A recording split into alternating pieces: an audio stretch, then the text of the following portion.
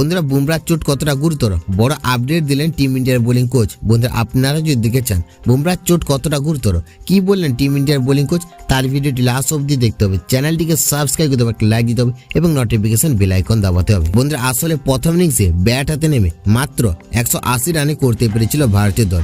জবাবে 337 রান করে অস্ট্রেলিয়া। 157 রানের লিড দেওয়া অস্ট্রেলিয়া ভারতকে দ্বিতীয় ইনিংসে ব্যাক ফুটে ফেলে দেয়।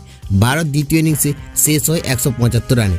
অস্ট্রেলিয়ার সামনে জয়ের জন্য 19 রানের লক্ষ্য রাখে ভারত। কোনো উইকেট না হারিয়ে সেই রান তুলে নেয় অস্ট্রেলিয়া। দ্বিতীয় দিনে বল করতে করতে মাঠে শুয়ে পড়েন টিম ইন্ডিয়ার সহ অধিনায়ক জসপ্রীত বুমরা।